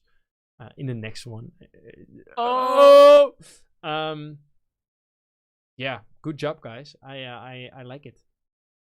Maybe add a little more stuff why was it in the breaks right there. Because it's a sample. Rewaltz is also in the chat. He says it's a sample from a pack. Oh. So yeah, I see it. But well, in that case. But then again, what? Can't you clear those? Like Pretty. usually you it's can. pretty hard to do that kind of stuff. It really depends on the pack, but Robin asks, so when is your collab with Next One going to be released? Well, that track is already like in the beginning of our collaboration, so even before Primeshock and even it was in the beginning of Bomb Squad. I think it was the second track or something. so 2016, 2017 maybe. Yeah, I think 2017. Yeah, I don't think it's ever going to be released. So if you have it, you're a lucky guy. You're a lucky guy. No, it's just way overdue. Are we checking more demos? Well, I received 2 more. I'm downloading those, but not more. That's it. It's just. Oh, what? Kevin, I think you. I think we already have 2 tracks. Need to check. Yeah, true. 3 even. But there's like 3. Yep. Guys. Okay. Are you even paying attention to the time? Yeah, it's getting late. D-Tunes, I click on your link, but it's not working. So I think you have to wait until the next one. I will add one more to the list right here because it's sent it in and they are asking really nicely. But that's it. That's gonna be the last one we're checking for tonight. So I'm sorry, D-Tunes, you sent the broken link. Otherwise, you would have been lucky. Let's go on to the next one. This one is Try Feel That Way extended mix.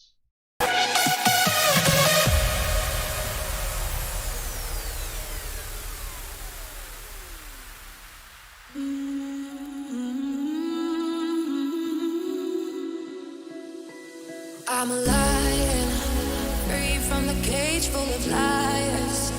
All they gonna say is I won't make it. I'm sorry that you feel that way, feel that way. I'm a champion, no, I ain't afraid to take a hit, babe. Put it in my face, you can hate me.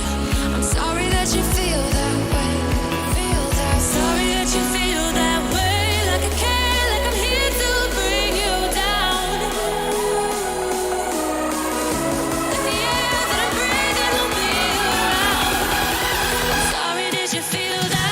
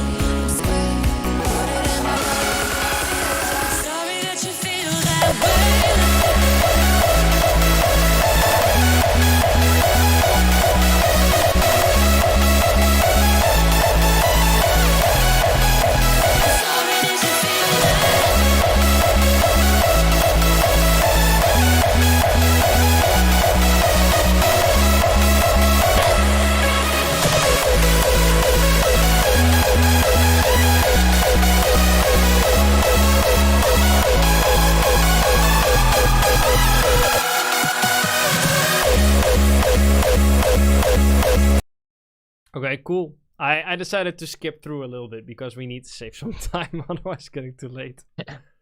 Yeah. Another great track by Try, I think. It's really loud, maybe a little too loud to my taste, and the lead's also a little too present in a mid range, I think, or maybe around 3k hertz. So that could also be a result of mastering it so heavily. But yeah, don't really have much to say about it, to be honest. Well, again, amazing vocal. I think the whole vibe of the track is really cool. Something is, I mean, I'm not sure how much of a help you have with the next feedback, but the thing I have with this track is it's kind of generic, which makes it easily forgettable, if that even makes sense. It makes sense. It doesn't stand out from other tracks, you mean? No. Yeah, I think But it's really I good. know what you mean. It's really good. So and like quality-wise, you're already There. really, yeah, it's already really. Ooh, we're looking for the It X needs factor. it needs the sauce. I'm sorry if we make you feel that way. But good I was work. already waiting to be For able that. to drop that one. There you go. You did a good job on it. It sounds cool. Just need a little more of an X factor or a special thing, but overall, Yeah, quality-wise, I Well mean, you're produced. there, and now it's just making a good track. finding your own Like- cowbell. No. Yeah, finding your own cowbell. Exactly. The And next for one. now, that's what your signature sound is going to be is unknown, and that's where Chaos comes in. He dedicated the whole track to Oh, the unknown sound. yeah. So let's listen to it. He's also in the chat, I see. Let's go. The world has changed. A sense of death and destruction dwells the earth. Everything once loved is now lost and forgotten. Hope for a miracle is fading away. The spirit of victory is dissolving. Yet one last alliance of men rises to battle the unknown.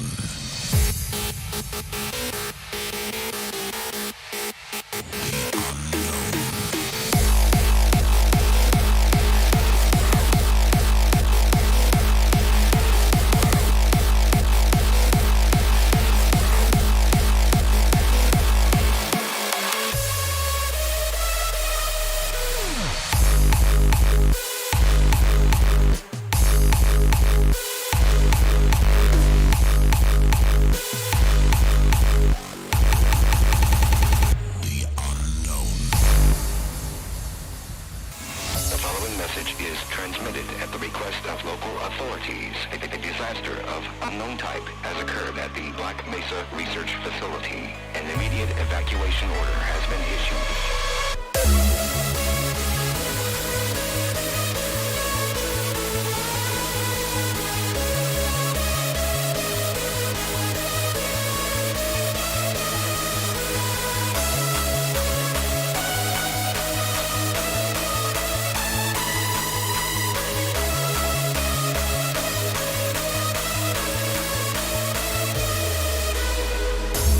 The spirit of victory is dissolving.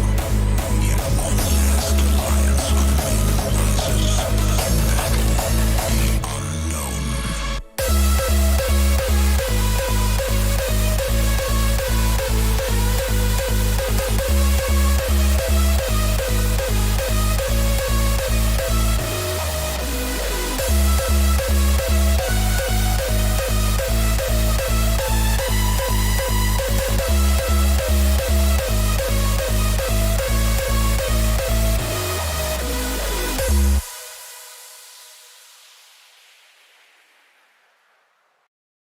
Boom.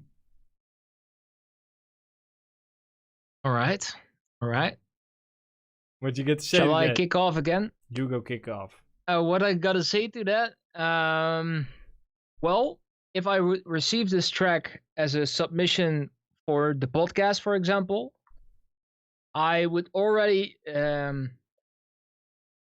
dislike the track because of the vocal, and that's mainly because I'm I've heard this vocalist 1,000 times already, and I think the first one was for me was Sapphics, which used it, saying something like the particles of this world collide. I don't know, but because I'm hearing, I probably it's from Splice, I think, and probably because of that, a lot of people are using it, and that's why I already dislike it, which is a shame, because perhaps the rest of the track is really good, but because there's an overused sample in it, it's already like written off for me.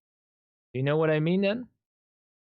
I get what you mean, and I think the vocal processing on this one is really good and sounds fresh, and at least I can hear it in full quality. There's a lot of low end going on, and it's really tight, so that's great. Yeah.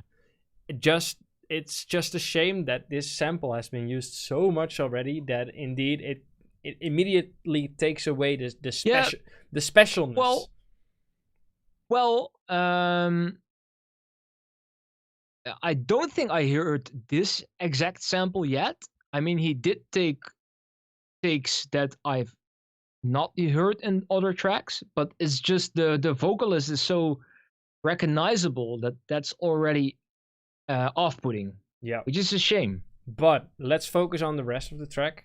I like the mid intro. There's some really creative stuff going on right there. The kick sounds cool. It has a little bit of a weird stretchy sound to it. Maybe you could fix that with some EQ or compression or something in the first kick. Oops. But the bow bow, that sounds really, really fun. The stuff going on right here with the kick rolls sounds cool. It's a nice intermezzo part. So there's a lot of creative stuff going on right there. The melody, I think, is also cool. The build-up is nice. Just a different kind of vocal. For example, like the vocal in the main break, he has this sort of a radio message. Yeah. I mean, that's really unique. If you combine that with something different, which it hasn't been used before, then it's already more of a unique track, which is by itself already more interesting. So, yeah, I think that's the part that could improve, but the rest of the track is cool, good work once again, because Chaos is already just like Try and Rewal's been multiple times on here. It's just good. It's still good. Keep them coming. I like it. We like it. This one is a higher BPM, I think. And by names I haven't seen before, so I'm curious. It's Dropix and EA Project. It's in the game. But do you pronounce this? Yeah. Do you pronounce it like EA Project? It's in the game. I'm wondering if you're gonna have copyright issues with that name, but probably. That's the but that's a whole different level of feedback. Yeah, let's go. It's called. Let's Dropix. Waiting here. Oh, waiting here for you. I'm done waiting for you. Waiting here for you. I'm done waiting here for you.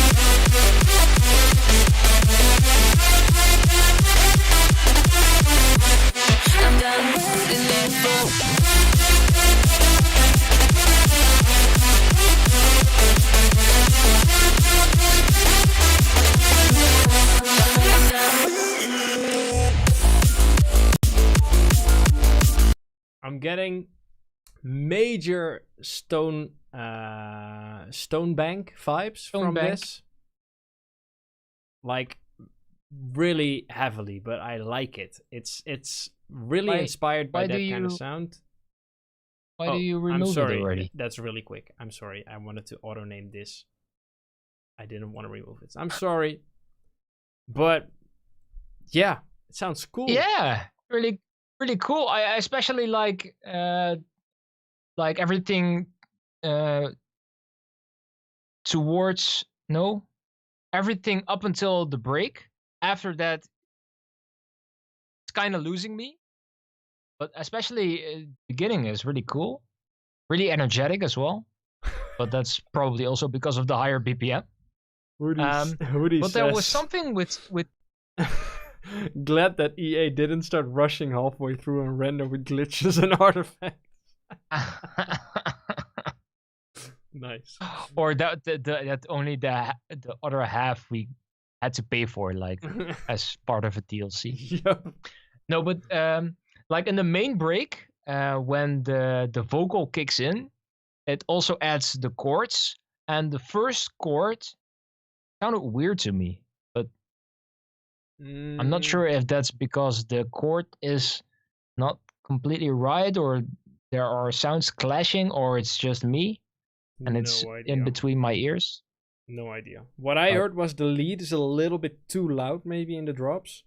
The mid intro, or like this part with the first kick, to me that could have been extended a little more. I really liked the train that was going right there was a little short, maybe. I'm getting Darren Styles vibes as well, Tweakercore or something. I like it. I also like how the melody isn't super overly happy, while the vocal is really cheesy already. So a melody that's kind of more on an emotional level. I like that. Yeah, it balances it. But this could be easily released. I like it. No idea if it's released or whatever, but easily could be. It's cool. Okay, and then the final one for tonight. How do you pronounce the name? Faxel. Faxel? Faxel. Faxel, I think. Not sure. Faxel. Faxel. How would you pronounce it differently? I mean, this could easily be like, okay, I need to have a name. Okay, which kind of music did I like in the past? Axel F. I was always a fan of Axel F.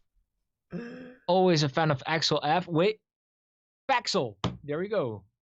If you just say Axel F really much in a short amount of time, like really fast. You say Faxel. Axel F, Axel F, Axel F, Faxel, Faxel, Faxel, Faxel. Yeah. And that's how you get a new name. So. That's how he got the ID. Exactly. See what I did there? I see. ID? It's called ID. Okay, never mind. Let's go. Play it.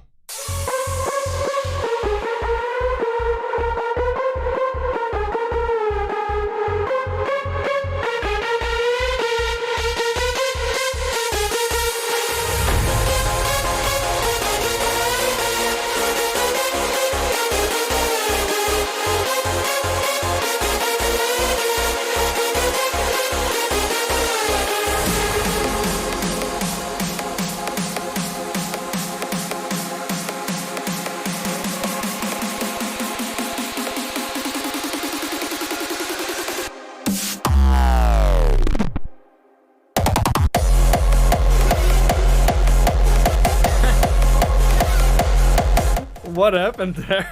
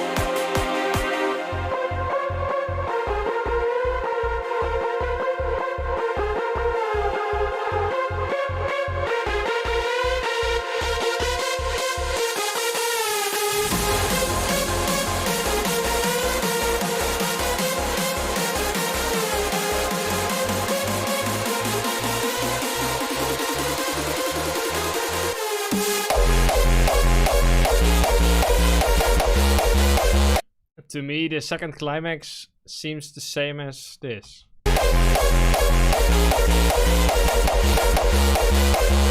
Yeah, exactly the same. So let's skip that. This was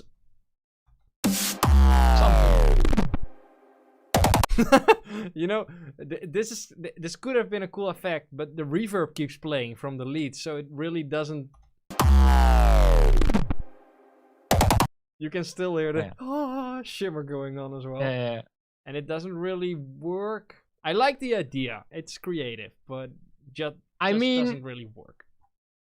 It sounds like it's someone who's sort of recently started producing and is just not bound to the rules of making a logical track. Like he or she is just going all out with the creativeness, and I like that. I mean, that's good. But for a track to eventually work on a dance floor, it needs to follow some sort of rules and logic, and I think that's something he or she could really benefit from. But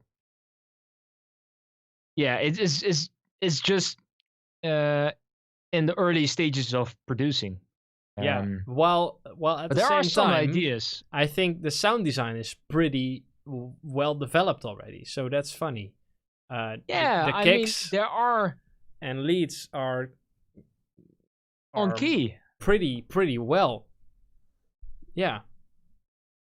So it's it kind of felt to me like a really early version or a much younger brother of Future Noise.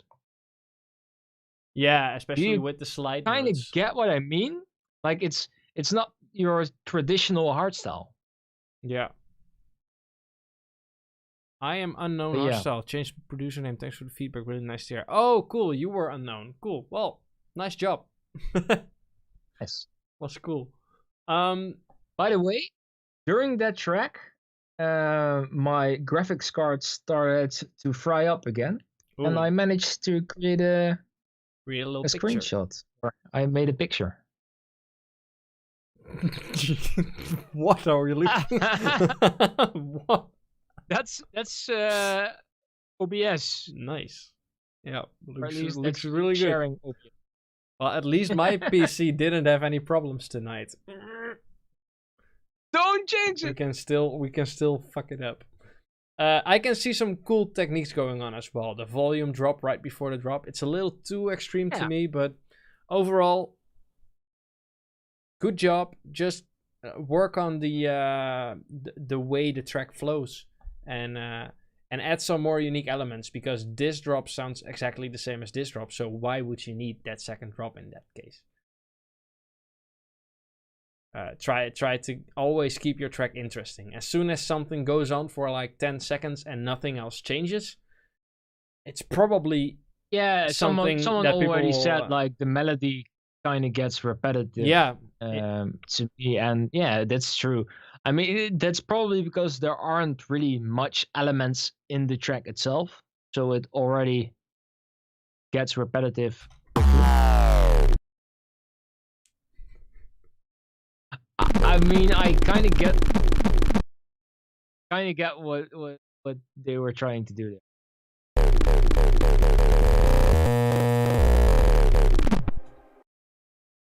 You know the stream is getting to an end, or Thijs is well past his bedtime when you hear this stuff.